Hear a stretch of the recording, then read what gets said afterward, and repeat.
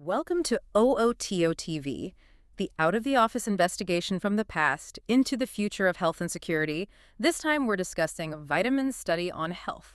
Greetings, I'm your guide into fascinating discoveries today. And it's great to be here, ready for another investigation. Absolutely. And today, well, we're diving into something really important, the latest science on vitamins and supplements. Yes, looking at studies that really offer some solid evidence, some demonstrable benefits for our health, our thinking, maybe even helping us stay well. Exactly. We've gathered some quite compelling research, stuff that provides, verifiable proof that using vitamin supplements carefully, just as recommended, it really can show human health benefits. It can genuinely improve health.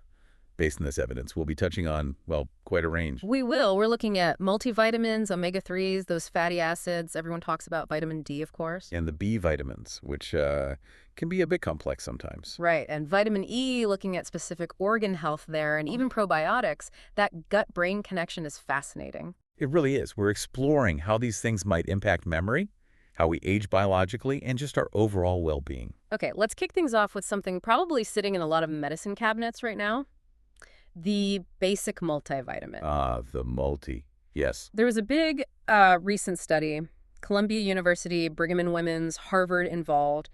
It had some pretty remarkable things to say about memory, especially as we get older. That's right. It was part of that huge Cosmos clinical trial. Specifically, they called this part Cosmos Web. Cosmos Web. And they had over 3,500 adults taking part, all over 60. Right. And it was simple, really. Randomly assigned either a daily multivitamin or a placebo for 3 years straight. 3 years. And the results, you said they were compelling. They really were. What they found was memory actually got better for the group taking the multivitamin. And this wasn't just a blip. They saw the improvement by the end of the first year. Okay, so fairly quickly. And crucially, that improvement held steady. It was sustained right through the entire 3-year study. Wow. Sustained for 3 years. But what does that improvement actually look like for someone listening? How big a deal is it? Well, the researchers tried to quantify it. They estimated the memory boost was roughly equivalent to turning back the clock on age-related memory decline by about 3 years. 3 years from a daily multivitamin. That's what the data suggested. And interestingly, the effect was even stronger, sort of more pronounced, in people who already had some underlying cardiovascular issues. That's interesting. It really points towards how important, good basic nutrition is for keeping our brains working well as we age. It's just a promising approach. Accessible, affordable too. A way to potentially protect cognitive health. Exactly. But of course, it's always important to chat with your doctor before starting any new supplement. And these aren't magic pills, right? They support, they don't replace good overall nutrition and lifestyle. Good point. Okay, so from that broad base of multivitamins, let's zoom in a bit. Omega-3 fatty acids. Yes, the omega-3s. Always popular. They get a lot of press for general health. But we looked at a mini meta-analysis focusing on something called telomeres. Telomeres. Right. Crucial little things. Crucial for our cells and really tied into that whole idea of biological aging, right? How fast our cells are aging. Perfect connection. Telomeres are like protective caps on the ends of our chromosomes. Think of the plastic tips on shoelaces. They stop the important stuff, your DNA, from fraying. Good analogy. And their length, well, it matters. It's linked to our cellular health, even our lifespan. They naturally get shorter as we age. Okay. But things like oxidative stress, it's like cellular rust and chronic inflammation, those can speed up the shortening process. And omega-3s might help with that. That's what this meta-analysis suggested. It combined data from 5 different clinical trials, about 337 people in total, and the overall finding: a beneficial effect of omega-3s on telomere length. A beneficial effect. Can you give us an example? What did one of the studies actually find? Sure. One study, O'Callaghan and colleagues, they found that taking EPA and DHA, those are key omega-3s daily, for 6 months, actually reduced telomere shortening. Reduce the shortening. And this was in older adults who already had some mild cognitive impairment. Another study, Sukalast et al., they actually saw telomeres get longer in healthy volunteers taking an omega-3 supplement. Longer. That's significant. It is. The thinking is it comes down to those antioxidant and anti-inflammatory powers of omega-3s. They might interact with pathways like NRF2, which helps our body defend itself against stress. So protecting the protectors, in a way. You could put it like that. Oh. Now, it's worth noting, one substudy we looked at related to vitamin D, it didn't find a significant omega-3 effect on telomeres there. Ah, okay, so not unanimous in every single look. Not in every single substudy, no. But the overall trend from the meta-analysis definitely points towards a benefit. Research keeps going, naturally, but the early signs for omega-3s and telomere health are, well, pretty compelling. You're listening to OOTO TV with research by author Paul Bulow. Okay, speaking of important vitamins and keeping our cells healthy, let's talk vitamin D, Ah, the sunshine vitamin. right? Often linked to bone health, which is definitely true. But newer studies are showing it might play a much bigger role, maybe in cognitive function and even like the omega-3s in that biological aging process. This is where it gets really fascinating, especially if you're thinking about healthy aging, keeping your mind sharp. Uh-huh. We've known for a while low vitamin D levels often correlate with cognitive problems. But the newer research is digging into why. Right, the mechanisms. Exactly. It highlights vitamin D's antioxidant and anti-inflammatory capabilities again, suggesting it could actively help protect against neurodegeneration, the loss of brain cells. Protect the brain cells themselves. Potentially, yes. For example, there were 2 randomized controlled trials out of China. They gave older adults with mild cognitive impairment 800 IU of vitamin D3 daily for a year, and they saw improvements in cognitive function. They also measured reduced oxidative stress markers. So less of that cellular rust in the brain. Seems like it. And even in patients who already had Alzheimer's disease, vitamin D supplementation appeared to decrease some of those amyloid beta-related biomarkers. Those are key indicators linked to the disease's progression. That sounds incredibly promising for brain health. What about the direct link to biological aging you mentioned? The telomeres again. Yes, another really interesting connection there. A sub-study, this time from the big VITAL trial, over 1,000 participants looked at this specifically. Vital. They gave participants 2,000 IU of vitamin D3 daily, and they found it significantly reduced telomere shortening compared to placebo. Reduced shortening again. Did they quantify that one? They did. The researchers estimated it was like preventing almost 3 years of biological aging based on the telomere length change. Wow. 3 years again. That number keeps coming up. It does seem significant, doesn't it? And remember, beyond the brain and aging, good vitamin D levels are linked to lots of other things. Better blood pressure, cholesterol, heart health, lower risk of type 2 diabetes, plus the bone health, and fighting inflammation generally. So the benefits seem really clear, quite wide-ranging. What's the takeaway for someone listening? Should everyone just start taking vitamin D? Any caveats? Well, the benefits are clear from the research, yes. But, and this is important, the right dose is very individual. Right. It depends on things like how much sun you get, your skin tone, even how well your kidneys function. Makes sense. And while you can get some from sunlight and foods like salmon or fortified milk, a lot of people are actually deficient. It's quite common. So supplementation might be needed for many. It might be, but you also don't want to overdo it. Really high doses can cause problems like too much calcium in the blood or kidney issues. Okay. So the bottom line is, talk to your doctor. Get your levels checked if possible. Find out what your specific needs are. It's about optimization, not just taking more. Got it. Personalized approach again. Okay, let's shift to B vitamins. Ah, the B complex. Yes.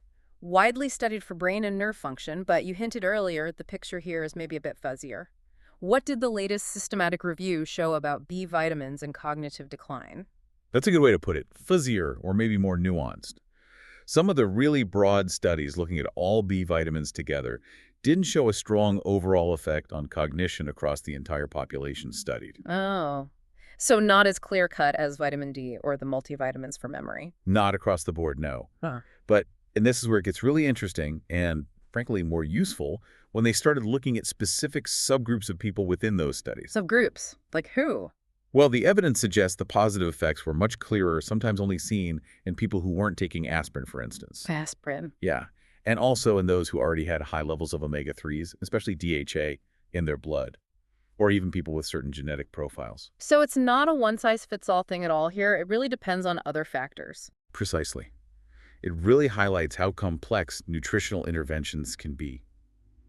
We need to identify who benefits most. So what did work for some people? Were there specific B vitamins or effects? Yes. One really notable finding involved B vitamins known to lower homocysteine levels. That's an amino acid that, when high, is linked to negative brain effects. Homocysteine, right? A specific combination, folic acid, B12, and B6 was found to slow down the rate of brain atrophy, meaning brain shrinkage, in older folks with mild cognitive impairment.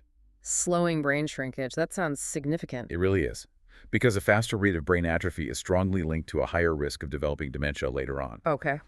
So the pooled data really back this up. Consuming these B vitamins, especially if it successfully lowered their homocysteine levels, led to less brain atrophy. That's a tangible benefit. Anything else? Well, there was a hint, sort of a transient benefit, in reducing depressive symptoms in one study after 12 months, but that particular effect didn't seem to last long term. And again, that negative interaction with aspirin use for cognitive function when taking B supplements really stood out. It just underlines the need for that personalized, subgroup-focused approach with B vitamins. You're listening to OOTO TV with research by author Paul Bulow. All right, moving on. Vitamin E. We usually think antioxidant, right? Protecting cells from damage. That's definitely its main claim to fame, yes. Yeah. Strong antioxidant. But a recent meta-analysis we looked at painted a really detailed picture of its benefits in a different area, one that might surprise people: liver health. Yes, this was fascinating work, Sue, focusing specifically on non-alcoholic fatty liver disease, NAFLD. Which is becoming much more common, unfortunately. Incredibly common, and its more severe form, NASH non-alcoholic steatohepatitis. This meta-analysis was extensive, 15 randomized controlled trials, over 1,300 patients. Okay, quite robust. Very. And the evidence was strong. It confirmed that vitamin E, whether used by itself or with other treatments, was better at improving key liver health markers. Like what specifically? Things like liver enzyme levels, ALT and AST, which doctors measure to check for liver damage. Vitamin E helped lower those. Lowering liver enzymes, good. And also improvements in what they see under the microscope, the histology. Things like the NAFLD activity score, which measures fat, inflammation, and damage, and also fibrosis scores, which indicate scarring. Vitamin E showed benefits there, too. Benefits you could actually see in the liver tissue. Exactly. And these improvements weren't just short-term. They were seen in both short and longer-term follow-ups. And the effects seemed particularly strong in adults. So direct, measurable improvements for liver health, not just general wellness. Precisely. In kids, they also saw some biochemical improvements, though sometimes it took longer follow-up. And vitamin E seemed to lead to better metabolic changes in that group, too. Interesting. Did they pinpoint a specific dose? They did try to identify an optimal range. It seemed that doses between 400 and 800 IUs per day showed the most significant improvements in those liver enzyme levels, ALT and AST. 400 to 800 IU daily. They even went as far as creating a kind of prognosis score, suggesting that, for example, an obese person between 15 and 50 with high baseline AST levels, taking that 400-800 IU of vitamin E and managing to lose some weight, well, they had a strongly positive outlook according to this model. Wow, that's getting very specific, almost predictive. But what about safety? There have been discussions about high-dose vitamin E in the past, haven't there? Absolutely crucial point. While these liver benefits look robust in this context, the long-term safety of vitamin E, especially at high doses, is still something researchers are carefully watching. Okay. Some older, very broad analyses hinted at a possible increased risk of all-cause mortality with extremely high doses, though that's definitely not universally agreed upon.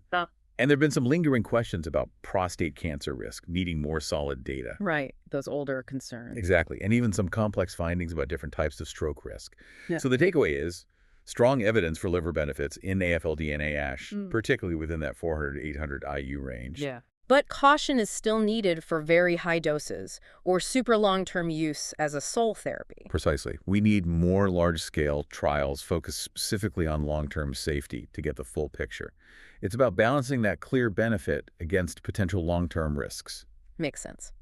Okay, finally, let's explore an area that's just booming, the gut-brain connection. Yes, the gut microbiome, and it's linked to, well, everything it seems sometimes. Right. Specifically, we looked at probiotics and cognitive decline. What's the latest understanding of this gut-brain axis? It's truly a frontier, this field. Researchers are really mapping out how our gut microbes, trillions of them, communicate back and forth with our brain. It's a two-way street. Okay. And what's amazing is that the chemicals produced by these bacteria, their metabolites, can actually get into our system and influence our central nervous system directly. Wow. Bacteria influencing our brain chemistry. In essence, yes. And when we reviewed the studies looking specifically at probiotic supplements, giving people beneficial bacteria, there was a significant positive correlation found between taking probiotics and experiencing reduced cognitive decline. So taking probiotics was linked to better cognitive outcomes. In the studies we reviewed, yes. Can I give you an example? Please do. Okay, so 3 out of 4 studies we focused on, all involving older adults who had mild cognitive impairment, or MCI. Right, that stage before dementia often. Exactly. These studies showed this positive link. For instance, giving a specific probiotic strain, Bifidobacterium brave A1, led to measurable improvements in memory function in these older adults with MCI. Improved memory from a probiotic. That's what the study found. And some research is even using tools like MRI scans to look for actual changes in brain structure alongside the cognitive tests. Trying to get a more objective picture. Exactly. Now, it's not all cut and dried yet. Some studies showed positive trends for less decline, say in people with actual Alzheimer's, but maybe didn't reach full statistical significance. Okay, so promising but maybe not definitive everywhere yet. Right, and there's a lot of variation. Different probiotic strains used, different study lengths. We probably need longer studies and more research pinpointing which specific strains work best for which conditions. More precision needed there too. Definitely. But the overall direction is incredibly exciting.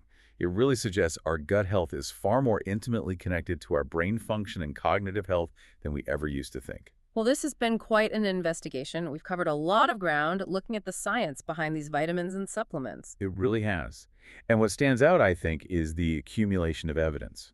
We're seeing, verifiable proof from various studies showing these supplements, when used appropriately, Yeah. offer demonstrable benefits. Yeah, benefits for human health, for cognition, potentially reducing illness risk, genuinely improving health, and maybe even adding to healthy longevity. From multivitamins potentially rolling back the clock a bit on memory decline, especially if you have heart concerns. To omega-3s and vitamin D, helping maintain those crucial telomeres, directly linking to how our cells age. That's profound. It really is. And then the targeted effect of vitamin E on liver health, tackling serious conditions like NAFLD and NASH head-on, Yeah. that's moving beyond general wellness into specific therapeutic potential. Absolutely. And the probiotic story, connecting gut health directly to brain function, showing promise for improving memory and mild cognitive impairment. That just highlights how interconnected everything is.